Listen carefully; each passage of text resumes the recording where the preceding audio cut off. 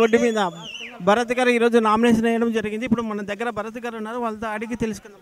ఈరోజు నామినేషన్ వేసిన కర్నూలులో జన సునామీ వచ్చినారు, జనాలందరూ కలిదిల్లారంటే దాని ఇండికేషన్ ఏమంటే 2019 నుంచి 24లో ఏమీ జరగలే.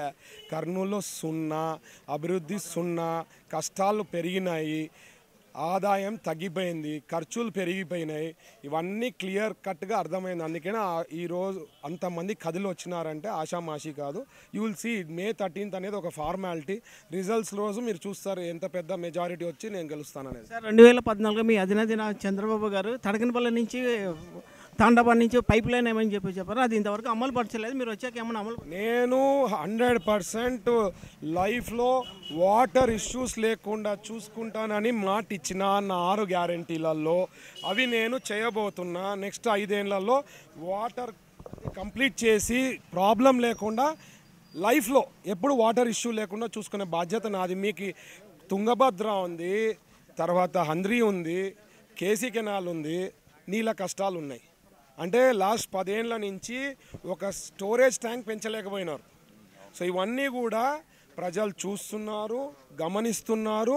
వాళ్ళ ఓటుకు ఏదైతే ఆయుధం ఉందో May 13th వాడతారు. మీరే చూస్తారు. నా రిజల్ట్స్ వచ్చినప్పుడు పెద్ద ఎత్తున మెజారిటీతో గెలుస్తా అవన్నీ ఇంప్లిమెంట్ చేయబోతున్నా. ఇప్పుడు 2000 ఈ ఎలక్షన్లకి వాళ్ళు మొత్తముగా మేము డెవలప్ చేసాము, అది చేసాము, ఇది చేసామని చెప్తున్నారు. అది ఎట్లా డెవలప్ చేసింటే కర్నూలుని ఆయన క్యాండిడేట్ని ఎందుకు మారుస్తారు?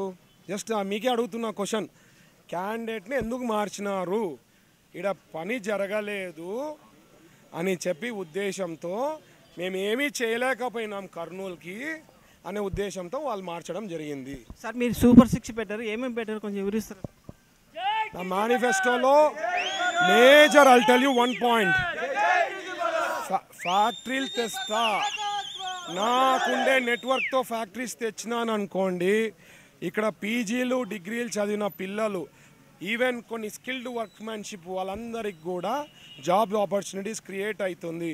ఒక Kia made a difference for Anantapur. అట్లా ఫ్యాక్టరీ ఒకట్లాంటిది తెచ్చినామనుకోండి, ఇక్కడ ఇండస్ట్రియల్ జోన్లో కర్నూలు రూపురేఖలే మారుతుంది.